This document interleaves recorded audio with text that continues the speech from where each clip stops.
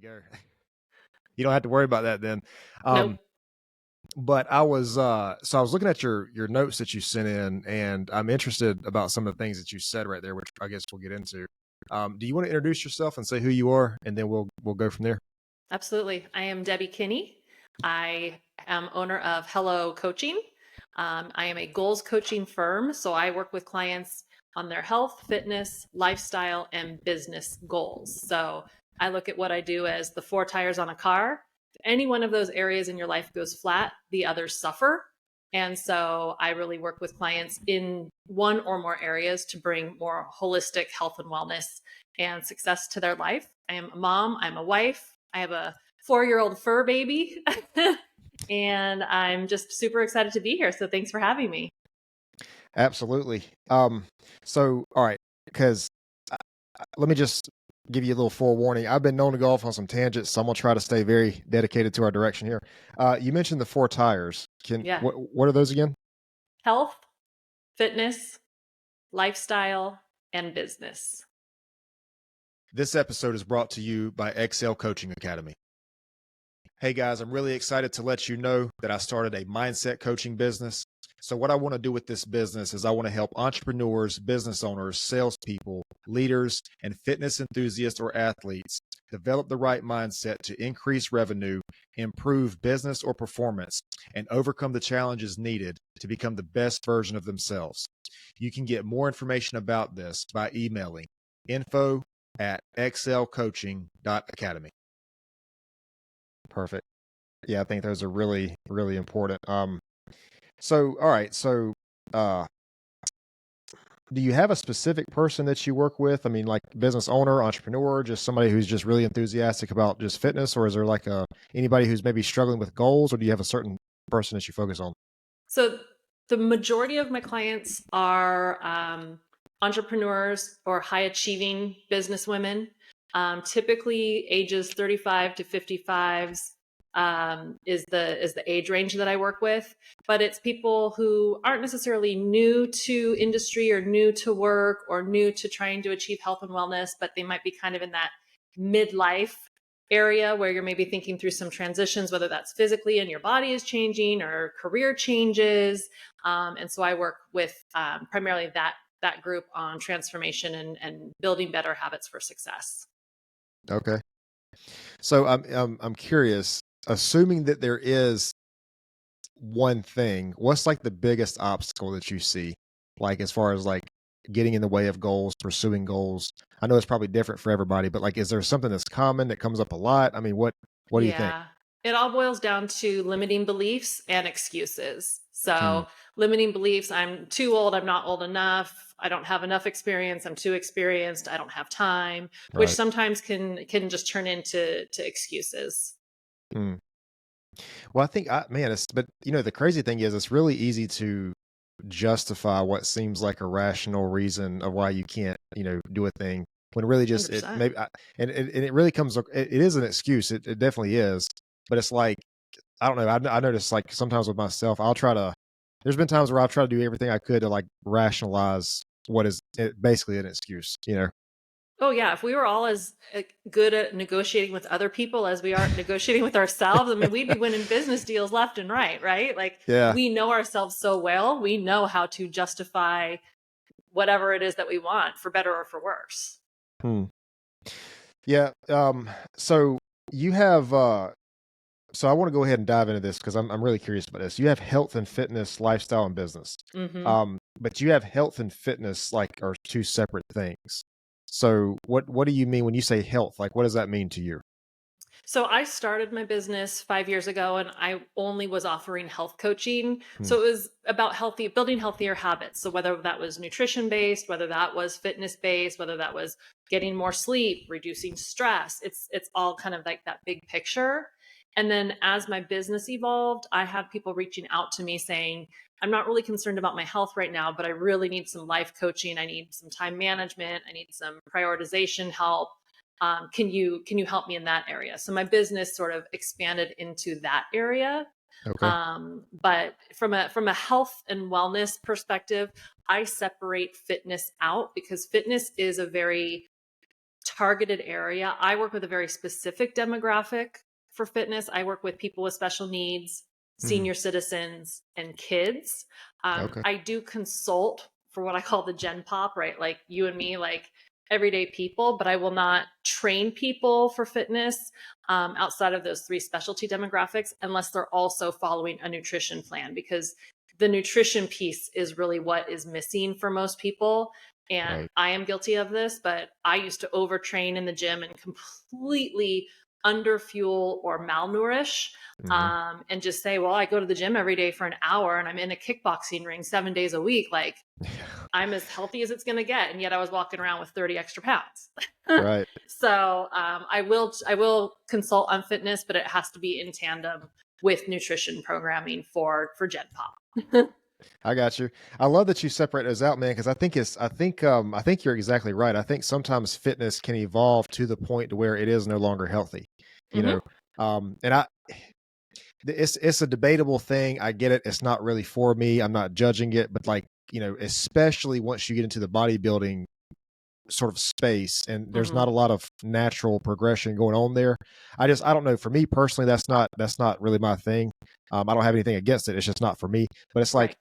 if you had to, it's almost like you had to ask yourself, like, what is the motivation? If the motivation is to be a bodybuilder, then that's just what you have to do.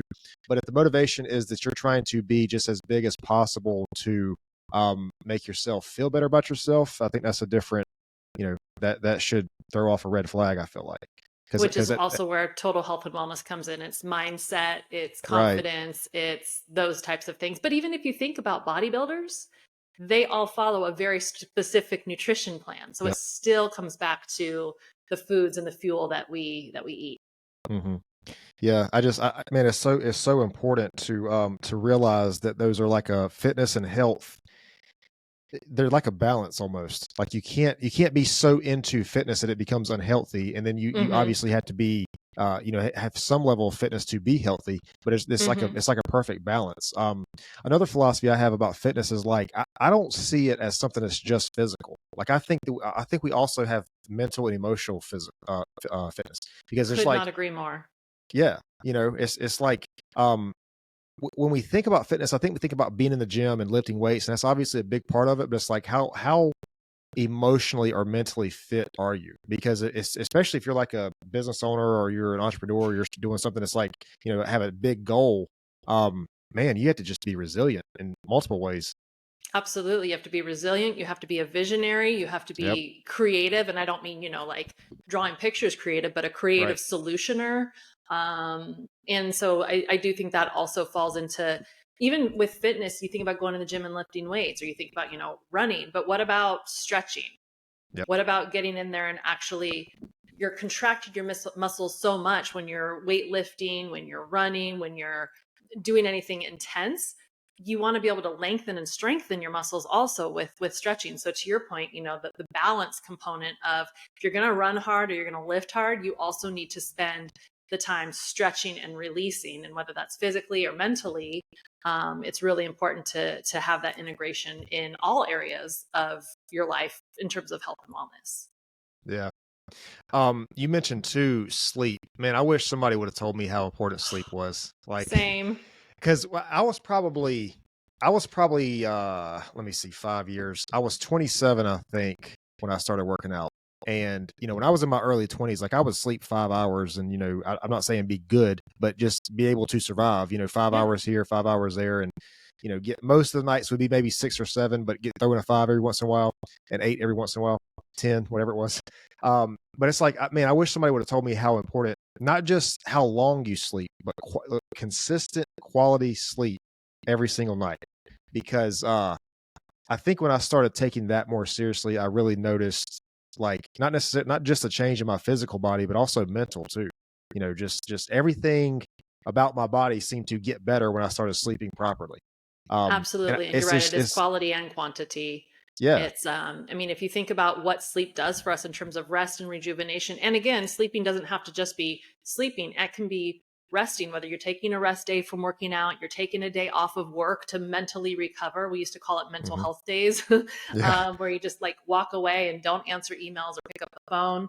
But it's critical. You'll even just notice small shifts in how you handle stress or how your mood improves when you're more well rested. Hmm.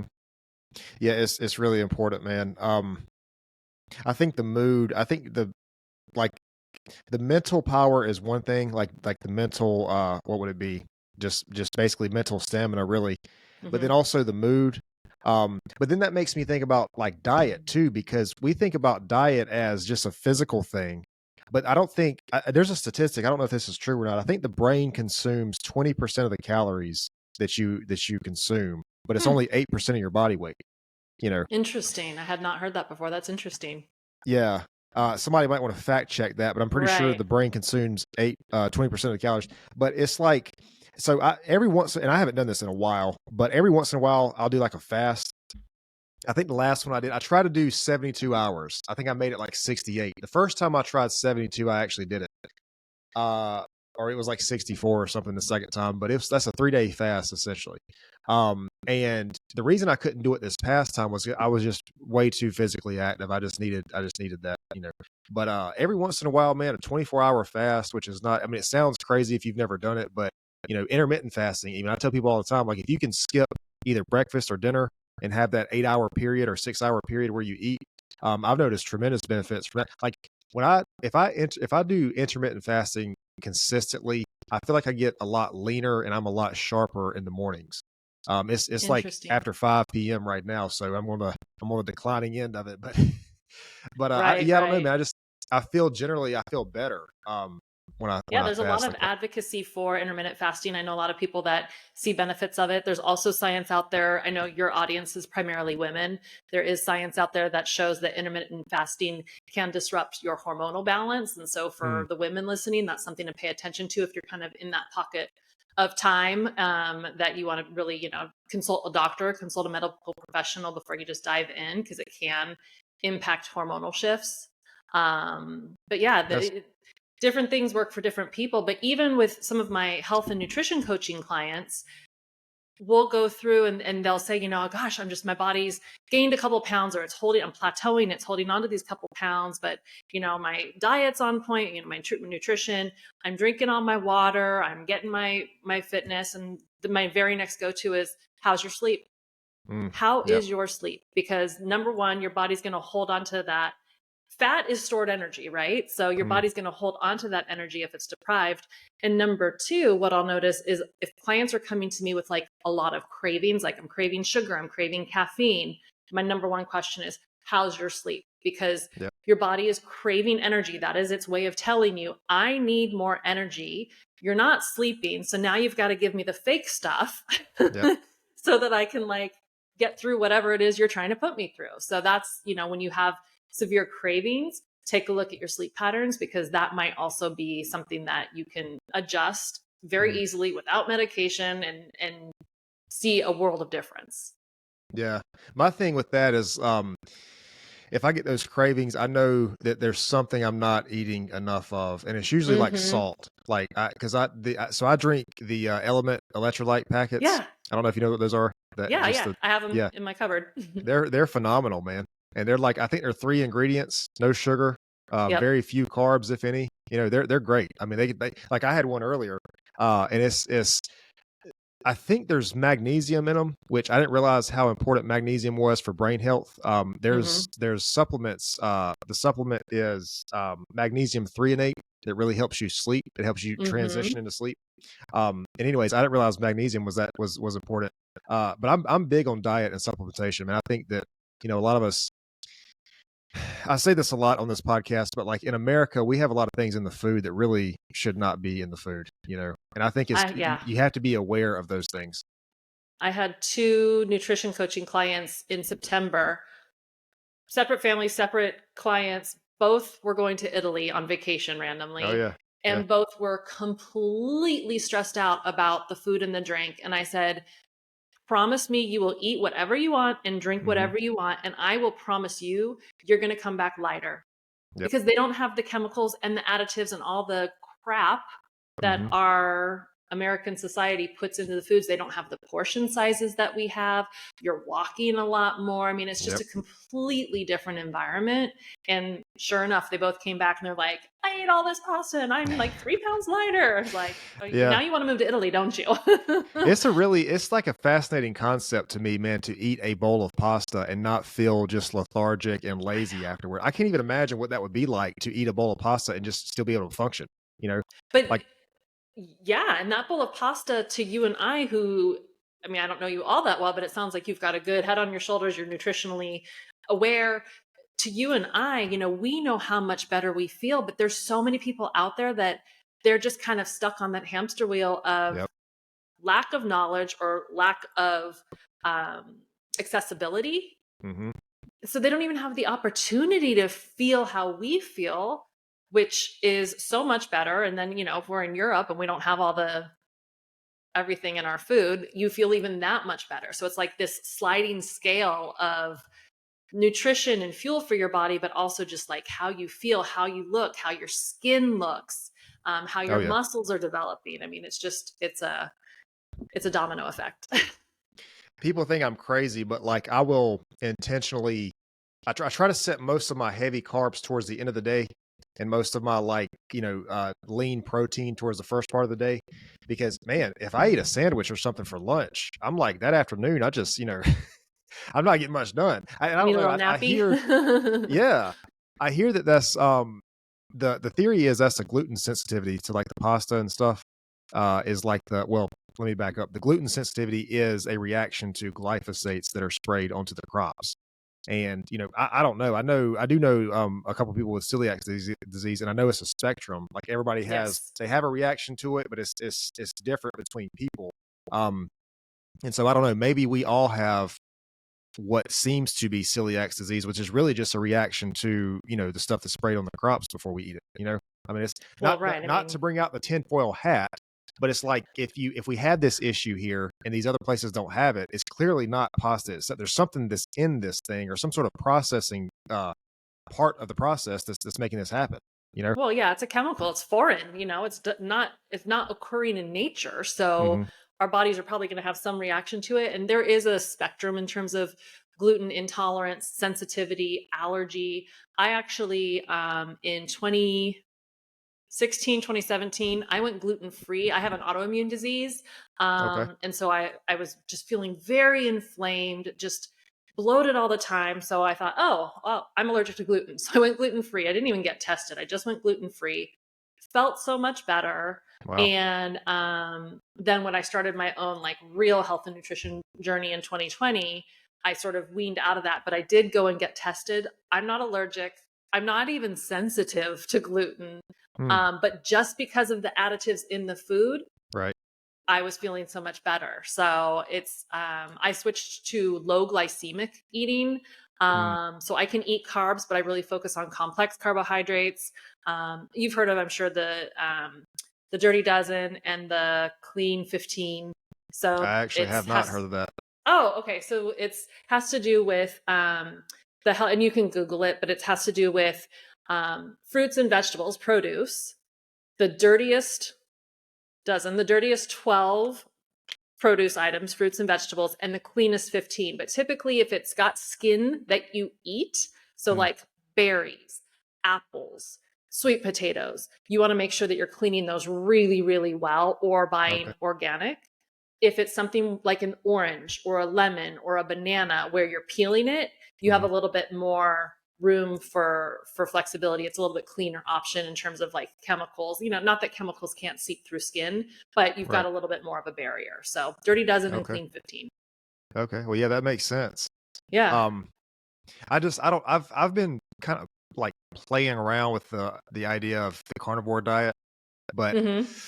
I don't know, man. That's I know again, we were talking earlier about at some point fitness becomes unhealthy. So at Yeah. some point making these drastic changes probably becomes unhealthy because I know you're not supposed to make sudden drastic changes to your diet.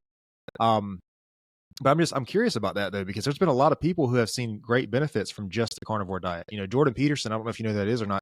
Jordan Peterson, and I think his daughter had, she was very young and she had like, what it was, arthritis. very bad Uh-huh. arthritis, and Mm-hmm. she transitioned to that and has been doing very well now. But I'm curious about it, and I think like I think if I'm not really for the vegan or just vegan or just meat. I think if a person should do whatever they feel is right for them. But Right. I just I don't know, man. I think I'm just curious about the benefits of carnivore diet. Because like Right. there's the whole argument is like, oh well, we're made to eat meat, we're not made to eat meat. Like I can't tell you one way or the other. I just know that like I just know that if I eat something like say, and I know there's nutritional reasons for this, but say you have like a steak or something that's very high protein, high calories and stuff like that, versus if you eat that same amount of macros in something that's not meat, it's like to me, it's a completely different meal.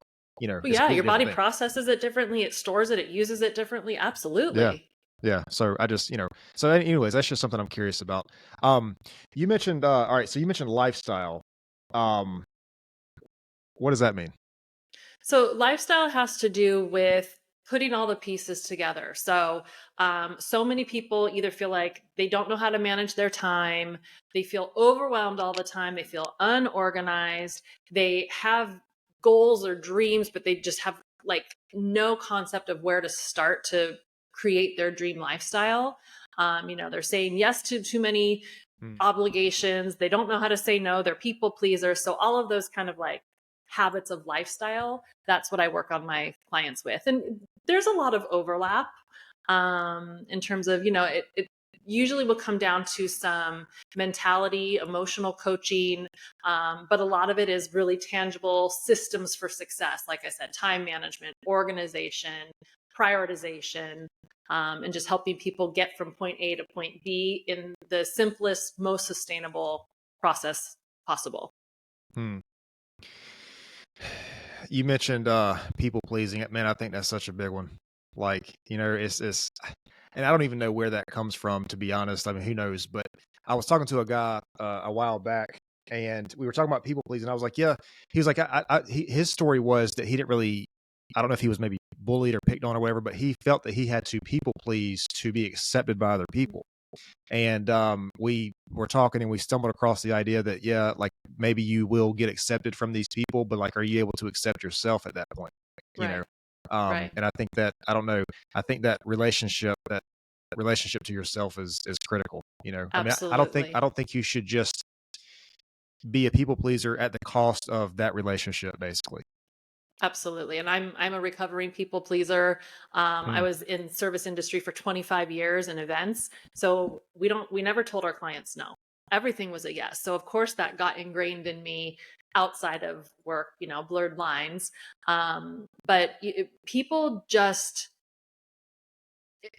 there's such a lack of confidence. There's such a overarching need for just developing self-confidence. And it's not something that is taught Hmm. in schools. It's not something that maybe parents try to instill that, or teachers or coaches, but it's kind of something that you learn and you develop as you get experience.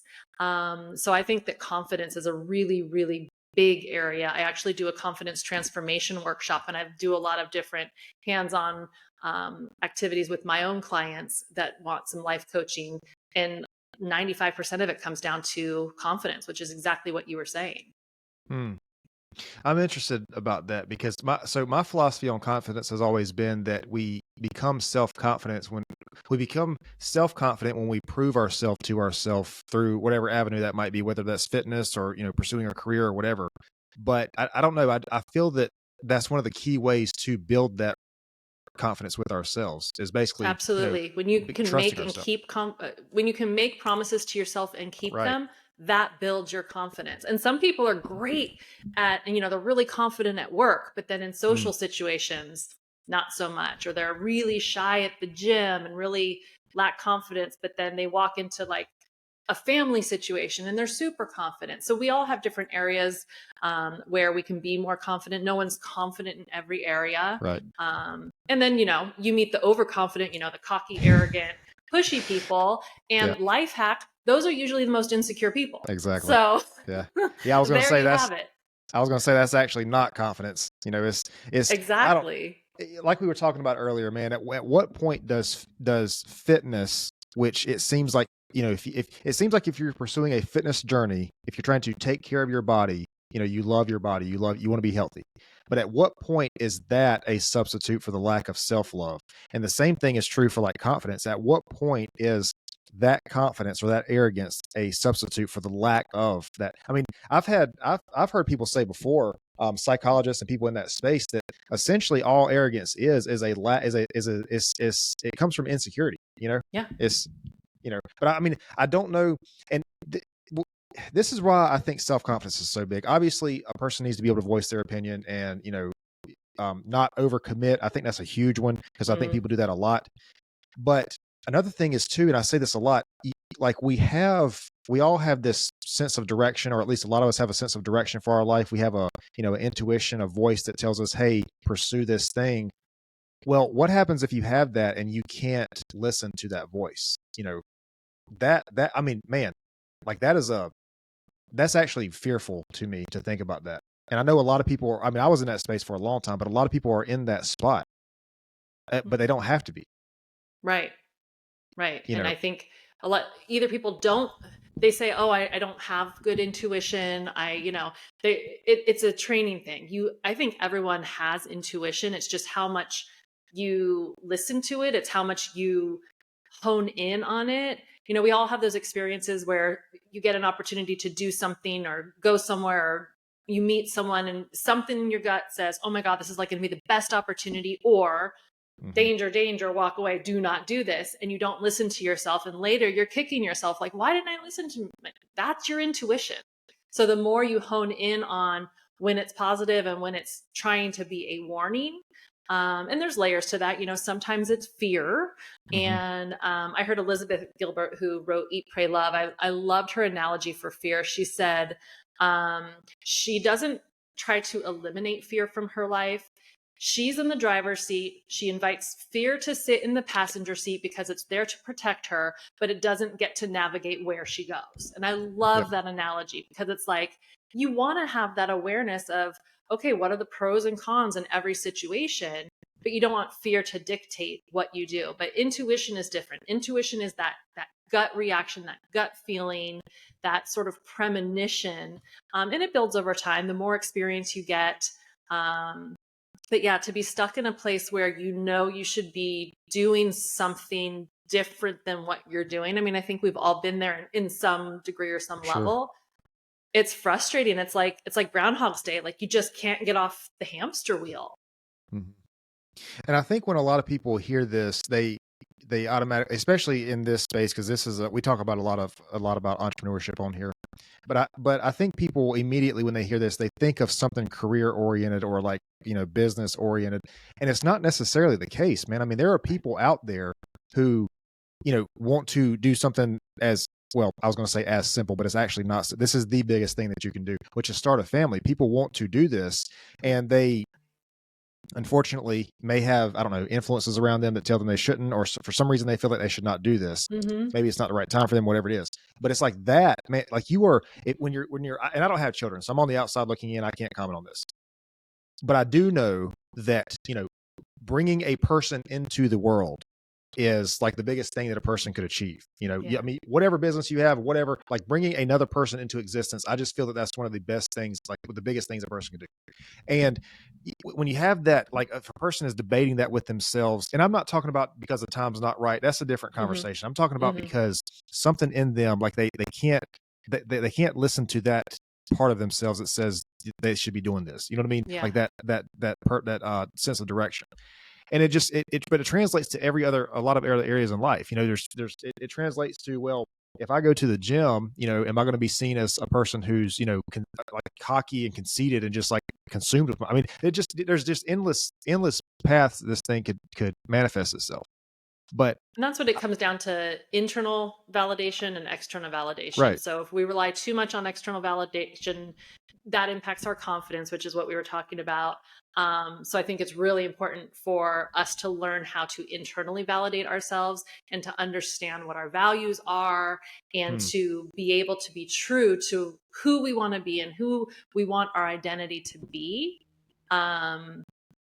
and show up as that, or take the steps to show up as that. And that's when you can start to listen to your intuition more, because you start to trust yourself. You keep your promises to yourself. You know whether you're trying to decide if you're going to have a family or start a business or expand your business.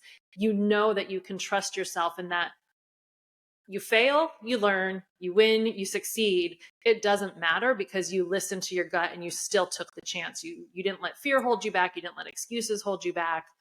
So I think that internal validation piece is critically important. And I can Absolutely. tell you, because I am a mom and I started a family, but I started later in life. I didn't have my son till I was 35. He's now 14.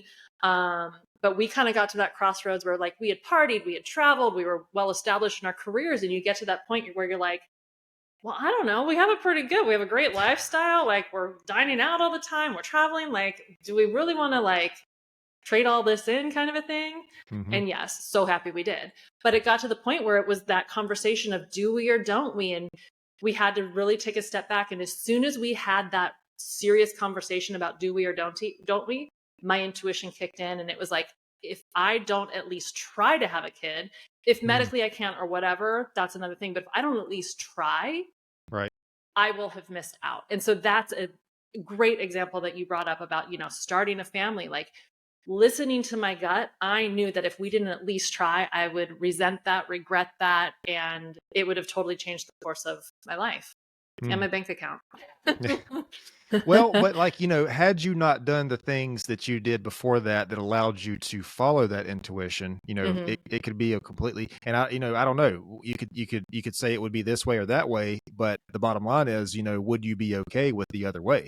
That, and probably not, it sounds like, Yeah, um, in that moment, I knew I wouldn't be okay if we didn't at least try. right. Yeah.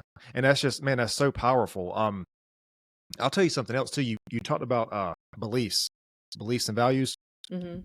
When I started to go down that rabbit hole of exploring that core values and core beliefs, man, it's like the best way I've known how to explain this is like beliefs are like a compass for you. Or excuse me, beliefs are like a lens and values are like a compass. So your core Okay. values are like a compass of like how what guides you, and then your beliefs are sort of like a lens on how you see certain things that happen in the world. Um, because one of the best things I've ever heard is like, and I think this is cognitive behavioral therapy. I think this is the basis of what this is taking something that happens and reframing what it is that happens. Hmm.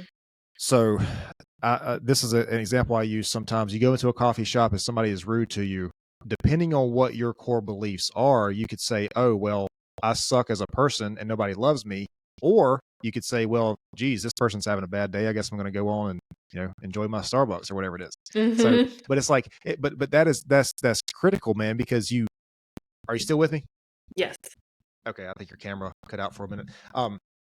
That's critical, man, because you're literally at a crossroads at that point, and you could go down one of two ways. You know, that this thing could mean this thing to you, and that's a whole different path, or it could mean something else. And I don't know. I think there are certain things that we should all really be taught in public education, assuming we go to public education. And I think that is probably one of them, because a lot of us, I don't think people realize that we are all, to some degree or the other, walking around with a belief that we think we have about ourselves that is not even our belief. It came Hmm. from, a education system, or, a parent or a sibling or whatever it was. Like, Yeah. I mean, and a lot of us, hopefully we get to a point where we realize that and we flip the switch and say, okay, well, just because I was told this or made to believe this, or I was in this environment, that doesn't make this a real thing for me. Right. Uh, but that's just, man, I think that's very, very powerful. Those core beliefs and core values. You said limiting beliefs, and I think that's exactly right. Absolutely. And limiting beliefs hold us back, and perception. So I can say something and intend for it to be delivered in one way, but you can perceive it another. Hmm. And so your beliefs influence your perception of how you're receiving that information. Right. And so, but I agree with you about the schooling. I mean, I'm like, why are you guys still learning algebra? My teenager is always like, why do we even have history class? We have Google. It's Mm, like, oh my gosh, here we go. But you're not wrong. Both can be true. right. But it is like some of these essential life skills, like accounting, like, I mean, freaking human kindness. I mean, it's Mm, just, there's just basic human tendencies that I think should just be covered off on and taught. And then when you start to talk about beliefs and values, and you talk about interacting with people that maybe have different beliefs and values, and how you right. handle that, can you agree to disagree? Can you realize that, again, both can be true?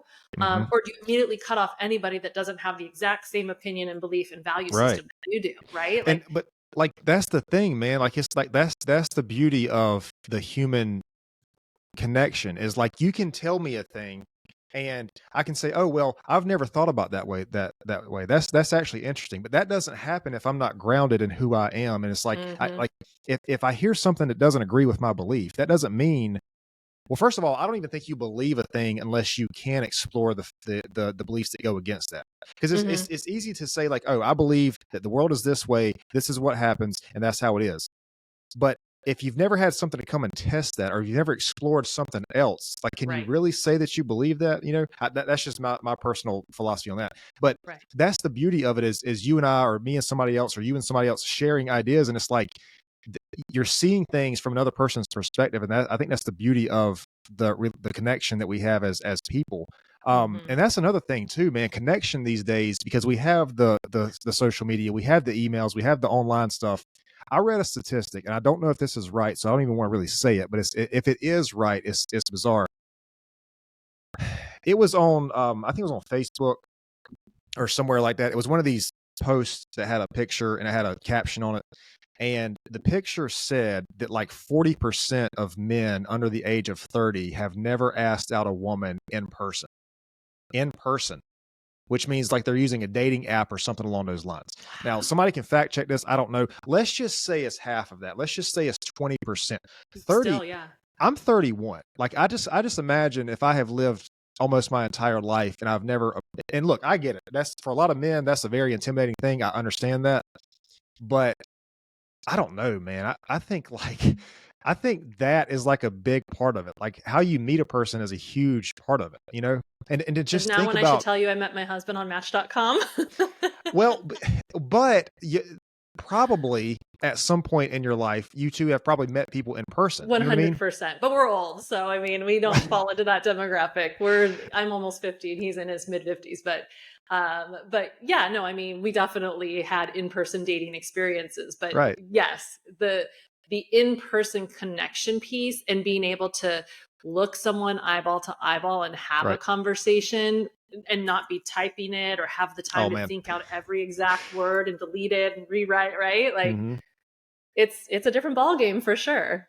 Because I mean, especially once you get into like the business sphere of things, that's essentially what business is relationships with other people. And I 100%. just I just think, man, if a person, man or woman, if they are able to build these relationships in person Yeah. competitively, they're going to have like an extreme advantage off Massive somebody, advantage. yeah, Absolutely. of somebody who can't do that. Yep. Uh, and that's another thing too. So this sometimes this podcast we'll get into like I've talked to dating coaches and stuff like that. Yeah. Um, and the conversation will come up where a lot of women feel like men are not able to. It's like the way I understand it is they're disappointed that men are not approaching in Yeah. person and they're rather going through Facebook or wherever. Look, I think if you're on an app and that's the specific the purpose for that app, like a Tinder or whatever, that's okay. Yeah. But I don't know. The Facebook thing, man, is kind of like it gets to a certain point where it's like, I try to use my Facebook more professionally than anything. I can't say like I've certainly 100% sent DMs before with the Slid into intention the of like, DMs. yeah, like meeting a woman for sure. But it's like at a Yeah. certain point, man, I was like, okay, this is not the way to do this. Like this is just not. There's just so many I mean, I'm like a logistics girl, so I'm like, there are just so many variables. And by the way, my husband and I were both each other's third date. Both Oh of our wow, first two dates were nightmares. So yeah, we were both kind of like three times and you're out. And luckily we met each yeah, other. But I mean, there's a lot of variables I mean, catfishing and I mean, just oh yeah, so many things that can go wrong with the whole online dating. But and it makes me sad that people don't have that opportunity for person to person right, connection. Like that's a right. core like human need. hmm and again, I don't have anything against this. I know people. I have family members and friends who have met people and they're in happy marriages now through dating apps. Yeah, I But mean, I think same. you, yeah, I think you said it the best. It's like that, like, forget dating. It's not even about dating. Like, it's about building a relationship with another person. I mean, I know Hmm. you and I are virtual here, but I'm assuming if we were in person, we'd probably be having somewhere close to the same conversation, you know? Agree. And so, but I don't know. I think we're missing a lot of that these days. But I also And think you and I are trained. Like we do this a lot. So it yeah, becomes kind of second nature to us, where unless you're out dating, unless you're out networking, I mean, let me stab myself in the eye before you send me to a networking event. Like that sounds like torture to me, but yeah, it's a necessary evil and it's a good skill to train and practice on because it's just that relationship building, you know? yeah. Well, I mean, it's such like networking is such a critical part of business. You know, it really is, regardless It of what is. your business is. And I know it is 100% way more efficient to be in an online networking event than it is in person. I get that. I'm not trying to say that I'm against online, relationships. I'm just saying Yeah, I think that building a relationship with another person is a skill. And I think it if is. we, if I don't know, if we lose that and everything is virtual, that's the only skill we have, Yeah. then that just seems like a very depressing world to me. I don't like, I can't imagine that, like, not having that in person thing, or that We are skill. losing it though. I mean, if you think of New York City and everyone's got their phone and they're walking and typing like this, Yeah. Yeah. no one's making eye contact, no one's waving, no one's smiling. And New York Right. is obviously a very extreme example. I don't even know where that came from. But I mean, I walk my dog 6 miles every morning and I am super guilty. First mile, I enjoy the scenery, I'm waking up, whatever. And I am super guilty of getting my nose back into my phone after mile one. And I'm Yeah. like, I'm working. But do you not feel like more depressed that you're into your phone versus Sometimes. not being, I don't know. Like sometimes, man, it's just like you get into your phone. Cause I'm the same way. I do a lot of work on my phone. Hmm. But, like, sometimes, man, I'll catch myself on my phone just, like, habitually going to Facebook or whatever, and then, like, I'm there for a minute and I see something, some sort of negativity or whatever, and I'm like, "Dude, I don't wanna deal with this right now." And it's just Yep. like, sometimes it's does more harm than good, I feel like. I Um, totally agree. I totally agree. so I don't know, man, I just yeah, it's the not to get off on a very we went on a tangent a little bit, but not to get off on a very big tangent here, but I don't know, I feel like that's something that's so important, It is. to And really bringing it the back from the tangent, when you have that connection, you build your self confidence. And when you have the self confidence, you can be more successful at whatever it is you're going after. And again, it's that internal validation, whether it's going to the gym and feeling good about going to the gym and not making it a negative thing, or if people are going to see me as self absorbed, or you're trying to focus on your health and nutrition, or building a better life for yourself, or you and your mm. family, or your business. I mean, it all comes back to being able to connect with yourself and with others. Yeah. I'm glad you said that. You mentioned building a better life for yourself and your family. So we were talking about what started all this was lifestyle was what started this whole thing. Yeah. And we were talking about, you said that you become a better person basically from working on yourself, and building a business or whatever, being a fitness, having a fitness plan. So one thing that I really noticed, and I didn't notice this until years later, I started working out, I think around probably the same time you did, 2020, early 2020. And I noticed, man, I would like eventually, it didn't happen immediately, but eventually I would stop hanging out at certain places, and I would start but it's not even just the physical environment. It's also like the information that you consume, just the general energy that you take in, Hmm. because there is no shortage of negativity that you can consume anywhere in person Yeah. or virtual. And I say all the time, like it's easy for us to think about a physical diet, like what we eat, but there's Hmm. also a mental diet, an emotional diet. And Yep. over time, man, as you're filtering these things in your lifestyle, it takes a big, like, it's hard to see it day to day, but when you look back over, I guess it's been 5 years I've been working out now, it's been like a crazy shift in just I mean, I don't know, man. Sometimes I'm just not, you know, the whole, like, whatever the argument is that day, I'm not trying to get in it. You know what I mean? Like, I just don't want to be involved in it. Right. Um, yeah. My So, goal is peace. That's where yeah, I came yeah, to, is like my goal is peace. So if I need to surrender, great. Like I'm not into the whole drama thing. For sure. Yeah, for sure. But I think that's another thing that comes with the fitness though, is the lifestyle aspect of it. You take better care of your body, and then your mind, your emotions, all that stuff comes into play. Hmm. I tell people all the time though that I think entrepreneurship is a lifestyle. It's not a job. It's a lifestyle because 100%. I would 100% agree with you. Yeah. I just feel like there's so many things that come along with it. Yes. My girlfriend's like, "You're always working." I'm like, "Well, I'm always doing something that I feel like is productive." Right. But That's you how also I'm have the flexibility and the freedom to work on your own exactly, schedule and not exactly. be, a 9 to 5. Yeah. I mean, that makes me feel, I don't want to say that's how I'm wired because it's very cliche, but that's just like how I feel like I'm like, I Yeah. always have to be doing something productive. I feel like, I mean, I take Probably is days how off you're and stuff like wired. that. That's why you're a good entrepreneur. That's why, your intuition told you to become an entrepreneur and go down that path. Yeah, well, I think that was, well, yeah, that is a big part of it. But another big part was I was 20. I was 20 years old, and I just didn't want to deal with the time clock. And I had some Yeah. things that really, shifted my perspective on that along that path. Because that is not a big enough why to keep going. But okay, so you mentioned business. And perfect Cody, segue can into we take this. a quick break? There is someone at my front door. Yeah, yeah, sure, for sure, yeah. Okay, I'll do camera off. Okay, all right.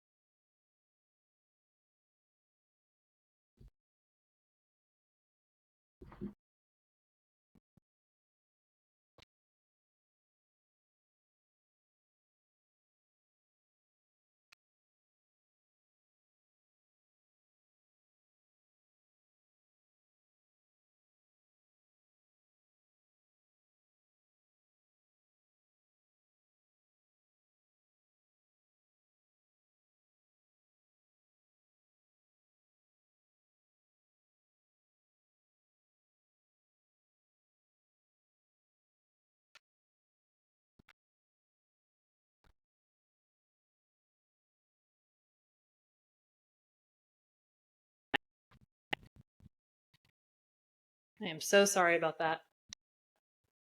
Oh, sorry. That was Sorry actually about good that. timing because I had to turn my light on. It's getting pretty dark in here. Oh, perfect. We're gonna wrap up soon, man. I'm not gonna keep you too long here. I Okay, was just yeah, saying. my ring camera, our security camera was going off, and I have a 120-pound dog. Okay. So when he hears our security alarm go off, he freaks out, and I knew it was going to get real loud real fast if I didn't go save it. Oh, okay. No, yeah, I got you. Um, Sorry. no, yeah, that's good. I was just saying that was a good segue into business because that was your fourth, I think your fourth area that you focus Hmm. on was business. So, I don't know, man. Now that I'm talking to you, I kind of see the connection with all this. I think this flows really well. These Thank four. you. Yeah, it kind of Uh, took me a minute because it's an untraditional goals coach isn't, CEO or sales rep or any of the traditional right, titles that you have. But as my business evolved, that's one of the beauties, like we were talking about, of entrepreneurship is like, I'm multi passionate. They all impact each other. And so I can make up my own title. So I am now a goals coach because the process really in any of those areas is very similar. right. So I just said, you know what? I get to make up my own title. It's my business. It's my company, and I'm going to do it. There you go. Yeah. It's crazy, man. And I'm sure you probably know this. Entrepreneurship is really like an art form in itself. You know, it's like, I'm really fascinated by people who can like draw or sing or whatever.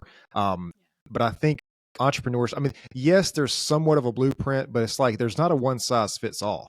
And I wish that's something that more people understood because I've used this example before on the podcast, but like speaking of social media, we have like Instagram and all that stuff. And it's, you see the person with the Lamborghini and all this kind of stuff, but you don't see the decades probably that went before that. If it's Right. even theirs, it might be a rental, who knows? Right. But if it's even Borrowed. that person's, but it's like I think people, when they try to start a business, and again, I can't speak for a career because the business is my route. But if a person starts a business, they're like, oh well, this person over here seems to be doing well at it. It must not be for me. Mm-hmm. Um, and that's just, I don't know, that's just simply not the case, man. It's just, I think if a person appears to be, first of all, I think there's two things. There's a person appearing to be doing well, Mm-hmm. because unless you know them personally, if you're looking on social media, you're seeing a very, very small You're seeing the portion highlight of that reel. person's. Yeah, yeah, yeah.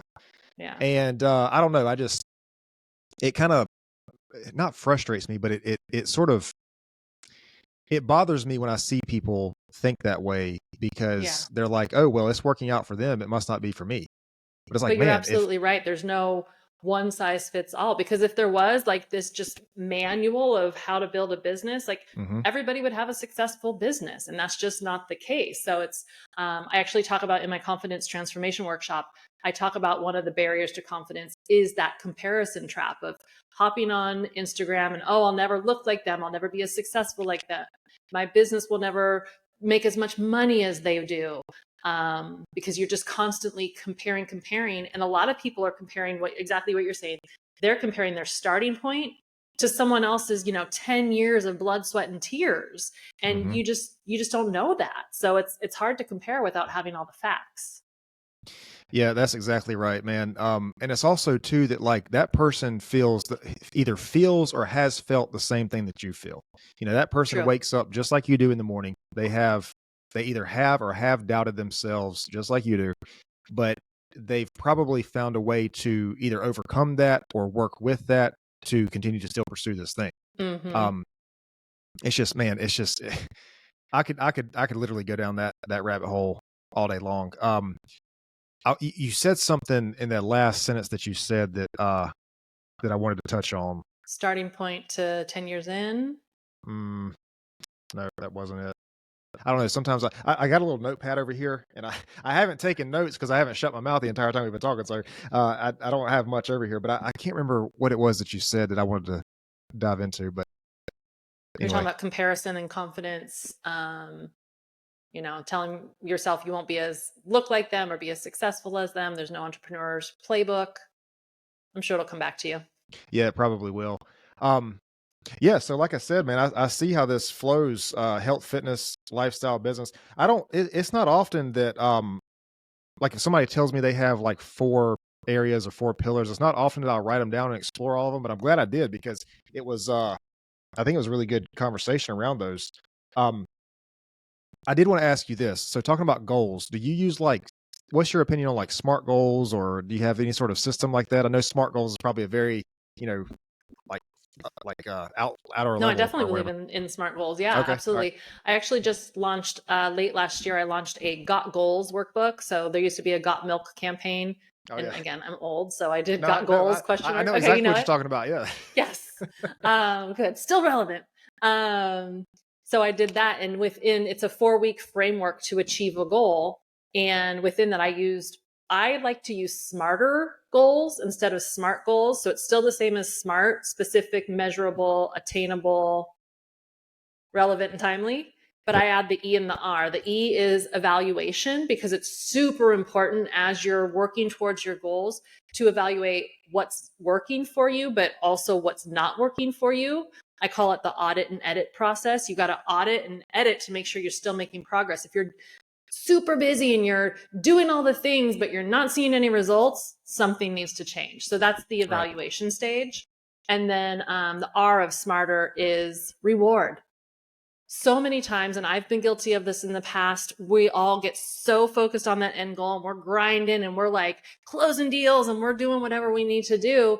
And when we have those wins and when we have those successes, we like shove them to the side and we're like laser focused on the next thing instead of actually taking the moment to express gratitude and to show Yeah. appreciation and to reward ourselves. I work with some of my fitness clients and my health coaching clients. I don't focus on the end goal. I work with them. I mean, I do, but I also have them focusing on smaller milestones on their journey. So when, if someone's got a weight loss goal and they get to their 15-pound mark, I'm like, sweet, go buy yourself a new exercise outfit. Get to Hmm. 30 pounds, go buy yourself some new running shoes. Like, reward yourself, make it part of the process. And so that's also a really important piece of smarter goals is evaluation and reward. Man, I love that. Because I think it's so important to reward yourself for that. Mm-hmm. Because you don't. I mean, I talk a lot about like being your own worst enemy, but you can also be your own best friend. And like at the end of the day, man, if you I think there's such a bit, especially in the fitness world, there's such like a big thing about like going to the gym every day and working hard and grinding it out. But at a certain point, man, you have to not tyrannize yourself and be, just tyrannical on your routine, Yeah. So no goal conversation, I think, would be fulfilled without this. What do you think about identity when it comes to achieving goals? It's a very, very big part of achieving goals. If you don't have the vision that you are that person of you dream of being, not that you are that person today, but that you can become that person, Right. you're dead in the water. Mm. It doesn't mean that you are that person. You might need coaching, you might need education, you might need whatever it is, more knowledge, more experience. But if you can visualize yourself as that person, that identity at the end of the road, you are so much more well set up for success than if you're like, oh, I could never be that person. I could never drive the Lamborghini. I could never have beautiful ladies on my arm. Mm-hmm. It's definitely a polarizing position to be in. So absolutely, identity is a huge part. And I will tell you, when I left corporate America and started my coaching business, identity was like a huge piece, like a huge sticking point for me. And once I got over that piece, I started getting clients, I started making more money. So absolutely. I assume you agree that identity is super important in terms of goal achievement. I mean, I think that it's more of, it's like, my philosophy is we don't achieve goals. We just do the things that the person we become is capable of. That's how I see it. I think that's beautifully said. I think the identity has to come first. I don't know how else. It's like, I think a lot of times we just want the, you talk about smarter goals. We want the R, we want the rewards without being that person, because it's, you think about like, I want to be a CEO. Okay. All that means basically what you're saying is you want a bunch of money to run a company, but like, you don't want to be in that position of tremendous responsibility. Like, all the liability and all everything is on your shoulders, man. Like, do you really want to be that person? I don't know, man. I 100% agree. I think identity is probably the single thing that, like, not single, but the most important single factor in achieving goals. Because I don't know how else you can do these things without being that person. Or at least being able to witness that you can become that person. Like, even if you feel like you're not that person right now, as long as you can hold the vision that, okay, with hard work, with more training, with X, Y, and Z, you can become that person. You can see it in your mind's eye. You're there. Well, so the reason I think is so important is because when you have that identity of that person, you do things that the person who is already there does. So if you want to be a fit, healthy person, well, that person does things with their diet, with their lifestyle, with their, everything else. So if you do those things, I think it's just much more likely that you're going to achieve whatever goal is attached to that. Right. So identity comes from discipline, choices, and habits, right? Like, who you tell yourself you are, the actions you take, the choices you make, that reflects who you are. So that's definitely what it comes down to: discipline, actions, and choices and habits. Man, habits are habits are so powerful. Do you help people out with habits at all? Absolutely. That's primarily where I focus, because habits are what create the results. Consistency over time, results. So when you say habits, are you talking about like a reaction to a craving? Because, some people say smoking cigarettes are a habit. That's a habit. Like, so when you say habits, are you talking about addiction, depending? Well, yeah, probably both. Both. Addictive habit. Both can be true. It's an addictive habit. Yeah. But I don't know, man. I think so. My understanding of it is that like a habit is when you say it, it's like something that's automatic that we don't really have to be aware of, because if we have the right habits, it's going to push us towards our goal. But I don't know if that's the right way to look at it or not. I'm a believer in habits. If you think about brushing your teeth in the morning, that's a habit. We all do that. without even Hopefully. thinking about it. For some of us, myself included, I go to the gym every morning. It is a habit. If I don't do it, I feel just like if I didn't brush my teeth, I would feel disgusting and gross and I wouldn't want to talk to people, right? So like that is a habit. So yeah, you do build habits that create that identity and produce those results. But it also, like, I can say when I did get pregnant, kind of bringing it back to that story, I was an avid coffee drinker and I thought, oh man, I am going to detox hard. Like this is going to suck. I literally replaced my coffee every morning with a hot cocoa. Didn't have detox one single day. It was the habit of having something in my hand while I'm talking and gossiping in the office. I was fine. So I'm a big believer in adding to, not restricting. So, within reason. I don't think you can eat a whole bag of Lay's potato chips, but then just add an apple and be okay, right? Like, so there's within reason. Yeah. But a lot of people go so far off, so extreme off the deep end of, I cannot have any chips anymore. I have to have kale all day, every day, right? And I think you have to meet somewhere in the middle, but that comes down to habits. That comes down to when you build those habits and you have that discipline, it actually gives you more freedom to be able to, kind of operate within your lifestyle. So yeah, healthy habits are a really big part of what I coach. This is so crazy that you mentioned this. You can't make this up. Do you know who Jocko Willink is? Yeah. He's the ex-Navy SEAL guy. So he has a book, Discipline Equals Freedom. And he put on Instagram or something. I don't know. I saw it one day. He had I don't know if it was a hot chocolate or something, had whipped cream on the top. And somebody commented about, not being disciplined. And he was like, this is the freedom part, discipline equals freedom. And so, but because it's like, not having sweets, whatever it means for you, not having sweets or cutting sweets out or whatever the thing is, alcohol, whatever it is, not doing that thing is not the discipline part. I think the discipline part is saying like, okay, this is going to happen once a week or, twice a week or whatever it is. That's the discipline part. And again, going back to that conversation we had, what are you grounded enough with yourself to make whatever that rule is for yourself? Right. Because this guy, dude, Jocko is like up at like 4 a.m. in the gym, man. I'm with Jocko. Are you High really? five. God, I can't. 4 a.m. baby. I cannot do it. Like I can't. Like I'm the guy. It's much more likely that I'll be up at night, like late at night working versus early. I just cannot do the early morning. Like I don't know, man. And I went through a phase there.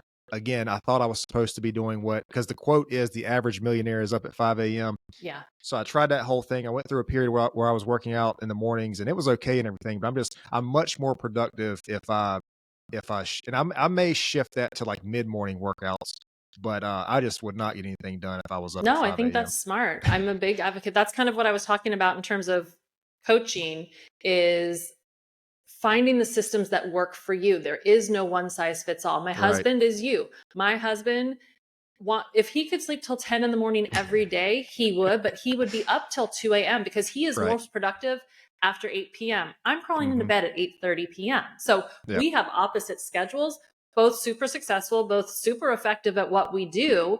Neither of us is right or wrong. It's our natural cycles that we've now keyed into, right? Like, I work out super early in the morning because I like to be half awake and get it over with. And then I can have the rest of my day and it's done.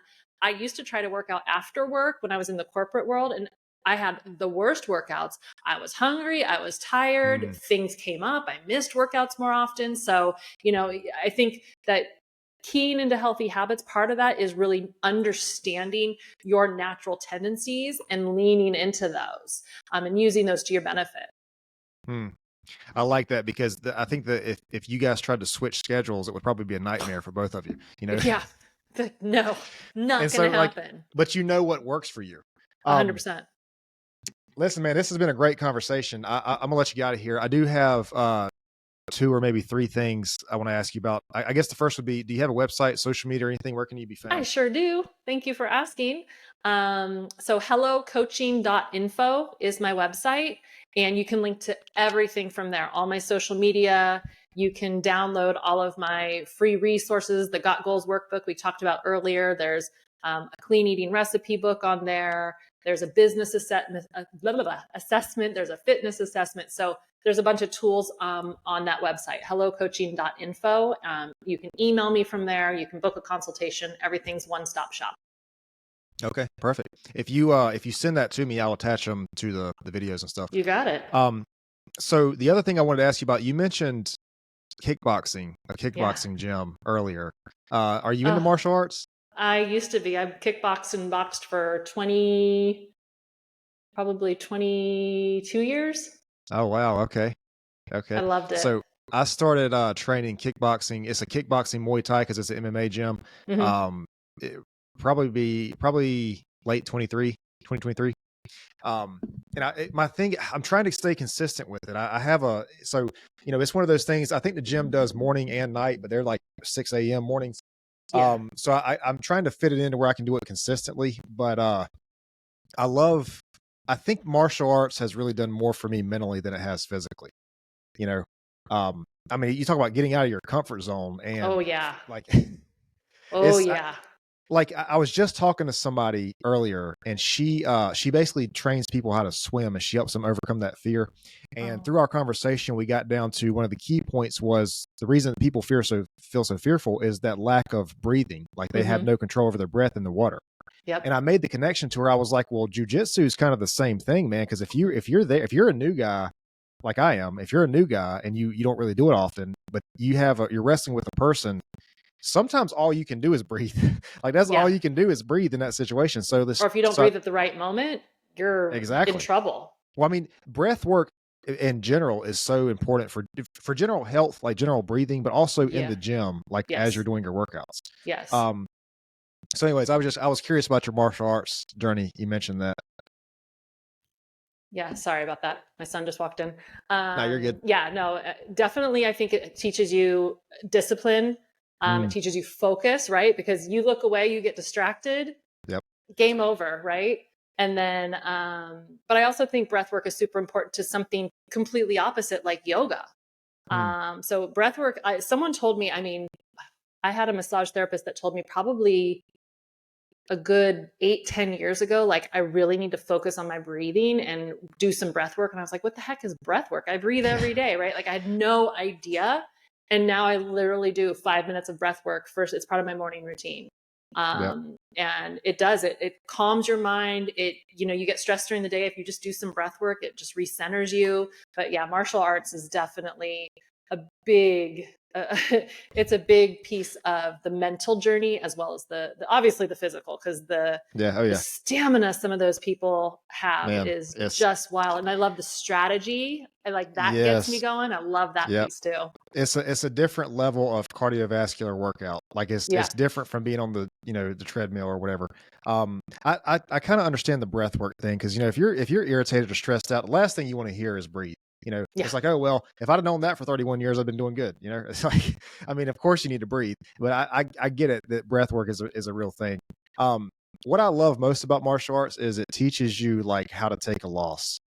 Oh, and yeah. Beautiful. I think that's especially important for men, because, I think pride really gets in our way sometimes as men, but being able to take a physical loss with another person, you can translate that to something that you do in your life. And if you try this thing, it doesn't work out, it may hurt in the moment, but you will be okay and you will learn from it and you can take that lesson and improve. I think that is the fundamental, I think that's the skill, being able to learn how to take a loss. I mean, being able to box and stuff, that's obviously a practical thing. Hopefully a person never has to use it in the real world, but taking that loss is something that you can use in the real world. You can take that skill. Absolutely. And that was incredibly empowering to me, for my personal journey to learn that. Yeah, it's an incredible sport for so many reasons, but I love that you learn how to take a loss. That is absolutely true. I never thought of it that way before. Yeah. So one last thing that I ask everybody before we close, and this could be something from your personal life, if you're comfortable sharing it, or your career, what do you think is one of the most valuable lessons you've ever learned? Oh gosh. Most valuable lesson I have ever learned. I think it's to trust myself.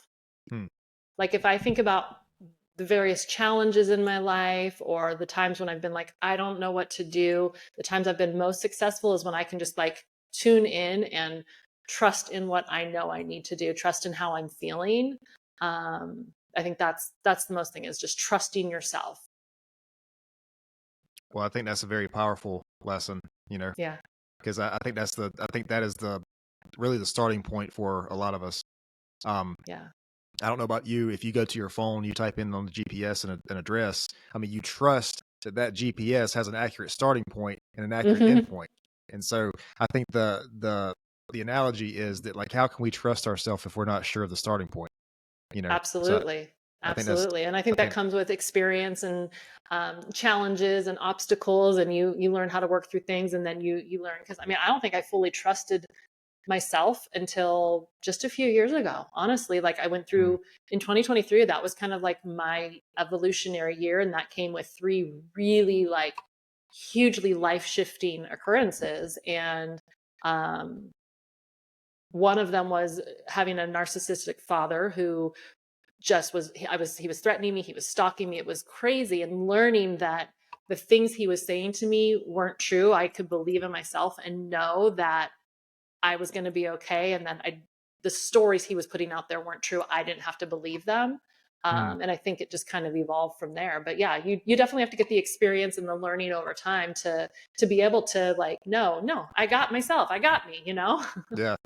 And sometimes you might not, man. Sometimes you might think a thing is good for yourself and it may not be, but that's Yeah. okay, because at the end of the day, I think I would be okay if I followed my intuition that told me to pursue a thing and it didn't work out. I would be okay with that more than I would be okay listening to somebody else's direction for my life and that not working out. Because Yeah. you always question yourself, man, like, well, what if I would have started that business, or you know, Right. approached And that when I say person or took that trusting job? yourself, I don't mean you're going to get a win every time, Like, no, but it's exactly. Yeah. learning to be okay with, you fail, you learn, you win, you succeed.